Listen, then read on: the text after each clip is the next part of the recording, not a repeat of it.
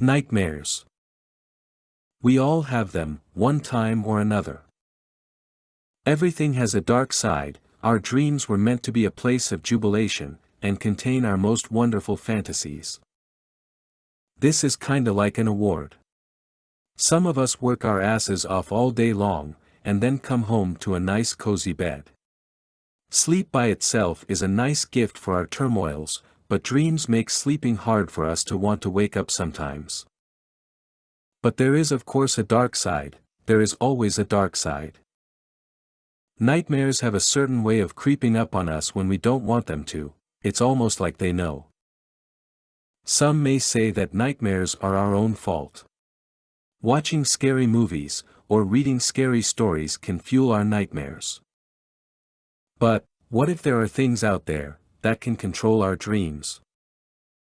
What if there are beings who can purposely give us nightmares?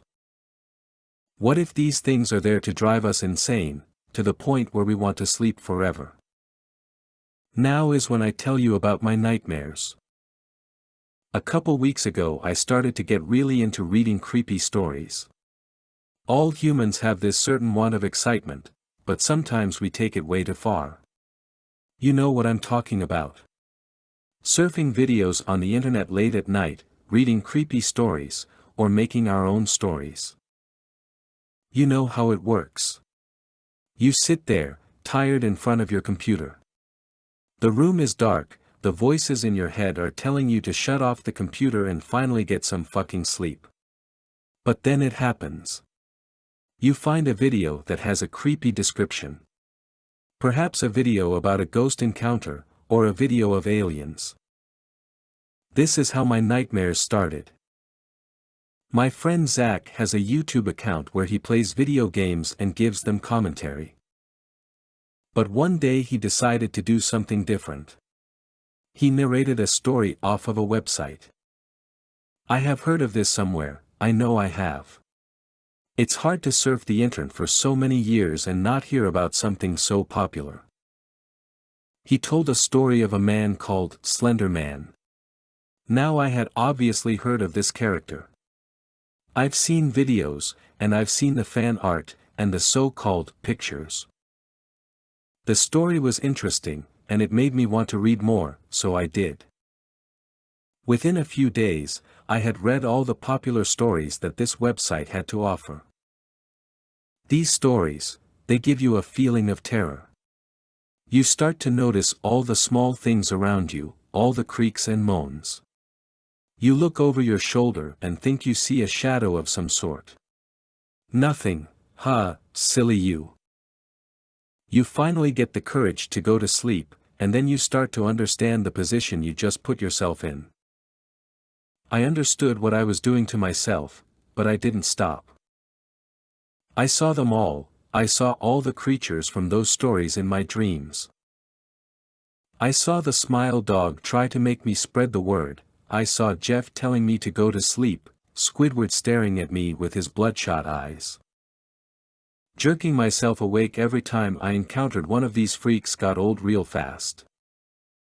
But then, the nightmares begin to get so much more real. No longer was I imagining the characters from the stories, but now, my nightmares were taking their own shape. Contorting themselves to make me even more uncomfortable. One night, I was laying soundly in my bed. It was almost like an out-of-body experience.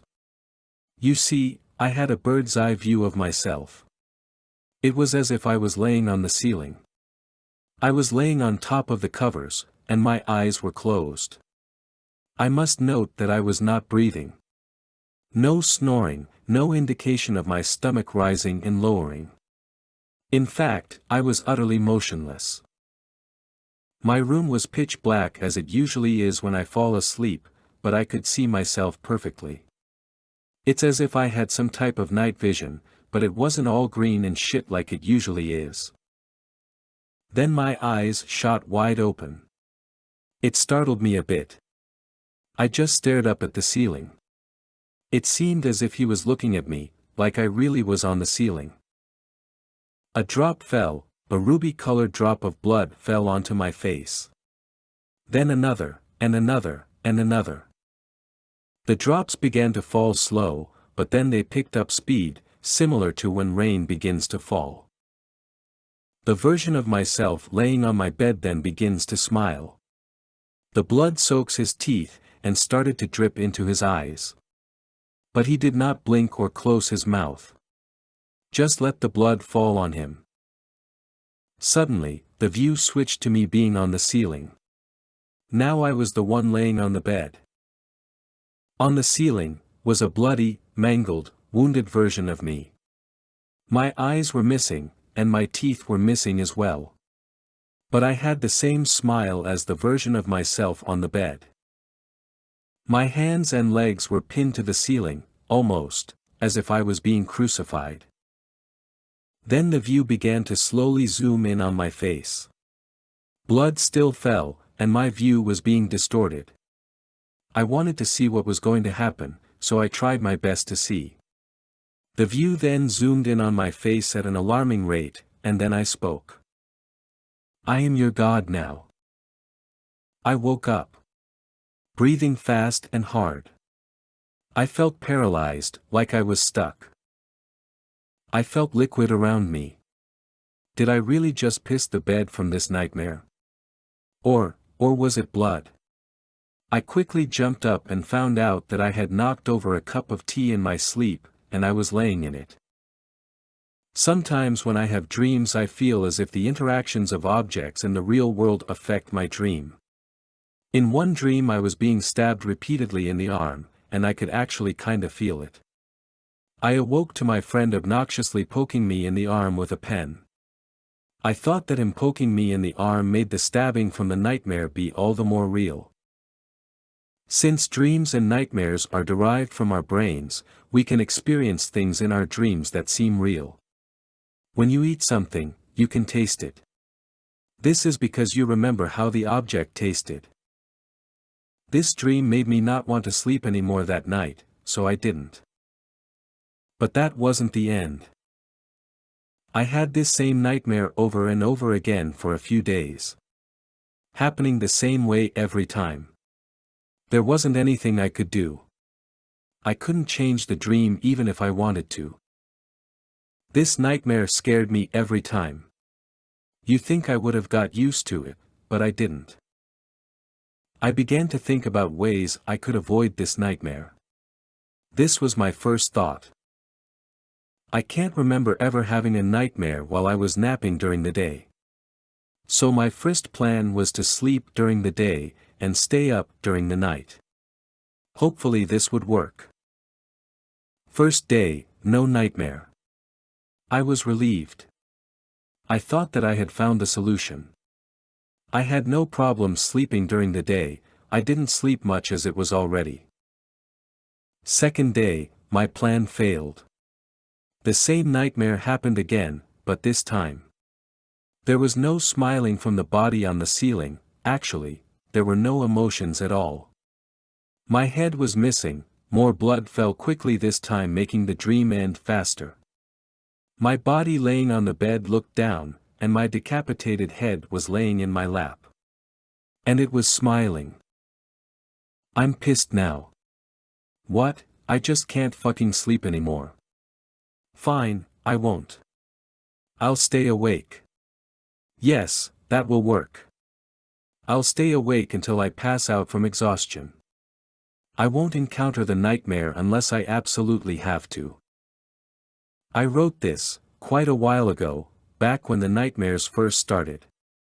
It's been about a week since I decided I wasn't going to sleep. I'm so tired, I don't think I can stay awake anymore. My bed sounds so heavenly right now. I guess my plan didn't work how I thought it would. I'm going to go to bed now. I think I could stay up for a few more hours but, I don't want to. I want to see my smile, I want to see my bloody body hang from the ceiling, it sounds so interesting to me now, oh how that blood felt so refreshing cascading on my face.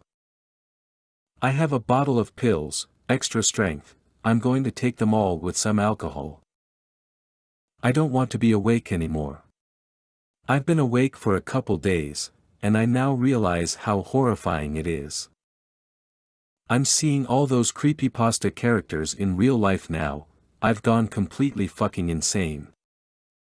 I know they won't be there in my dream, they were never there before. I'll sleep forever, so I can look and smile at my God for the rest of days. I just swallowed the pills, I'm going to have a quick drink, then I'm going to bed.